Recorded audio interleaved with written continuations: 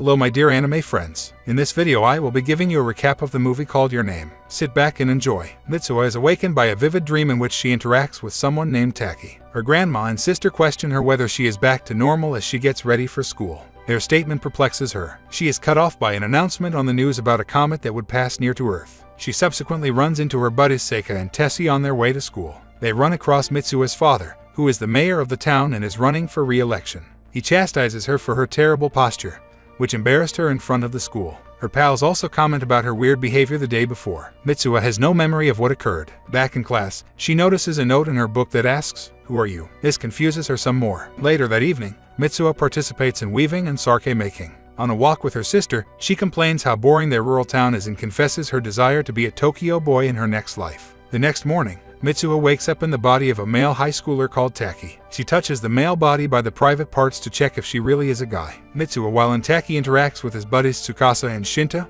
as well as his coworker Miki. They are all puzzled by his actions. Mitsuha and Taki both realize that they transfer bodies on specific days. They live via the activities and social interactions of the other on those particular days. After discovering that they can connect by leaving notes, they establish certain ground rules to safeguard each other's lifestyles. Mitsuha and Taki's body advances their romance by arranging up a date with Miki, while Taki is in Mitsuha's body, makes her popular at school. One day, Taki in Mitsuha's body goes with her grandma and small sister to the Shinto temple to leave a ceremonial sake brewed by the sisters as a sacrifice. This is situated on a mountaintop on the outskirts of town. Natova discusses its significance as a link between the guardian god and the people. Taki hurries to his rendezvous with Miki after waking up in his own body. Despite the fact that Miki loved the night, she recognizes that his thoughts and heart are with someone else. Taki attempts to contact Mitsuha, but instead receives a call from Tsukasa, and the two arrange to meet at the festival to see the comet. As the body switches between the two of them ends, Taki's call does not connect. Taki's life moves on,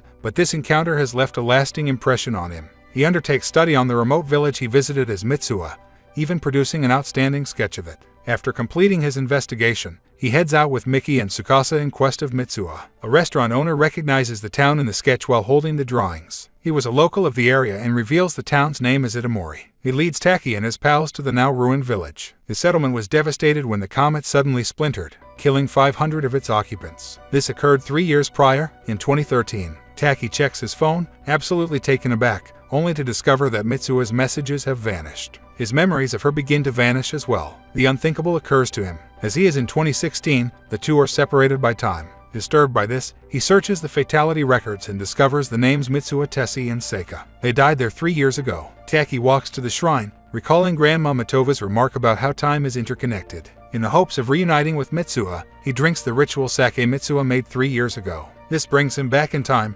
allowing him to do one more body exchange with Mitsuha. Matova detects the bodily switch and informs him that it is an inherited ability. Taki in Mitsuha's body tells her pals about the looming threat the community faces as they take care of the shrine with a full understanding of the situation. They devise a strategy to save the community. Meanwhile, Mitsuha in Taki's body is heartbroken to learn of the town's demise. She has now traveled 3 years into the future. After failing to persuade the mayor of the danger, Taki returns to the shrine, only to discover that Mitsuha has taken up residence in his body. He recalls an experience he had with Mitsuha while he does so. She arrived in Tokyo the day before the comet exploded, but Taki failed to recognize her. The body swapping had not yet begun. Before departing, Mitsuha gave him her ribbon, according to his time frame. He'd been wearing it without knowing why until now. At the summit during sunset, the two can sense one another but cannot see each other due to their different time frames. As twilight approaches, they return to their bodies, allowing them to get a sight of each other. As they flirt, Taki returns Mitsuha's ribbon. The comet appears, reminding Mitsuha of the job that has to be done.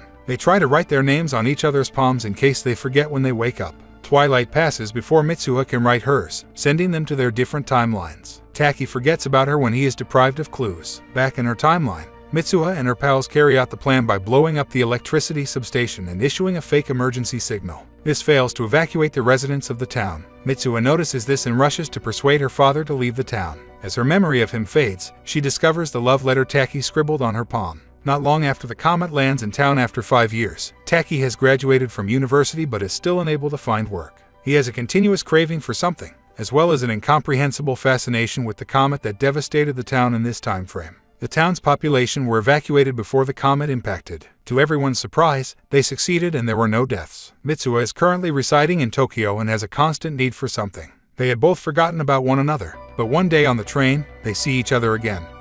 and their constant need for each other is fulfilled. They hastily disembark from their respective trains in order to find the other. They meet at the stairs of the Sugar Shrine. Taki calls out to Mitsue asking if they have met before, saying that he feels that he knows her, and she responds likewise. Having finally found what each had long searched for, they shed tears of happiness and simultaneously ask each other for their name. The end.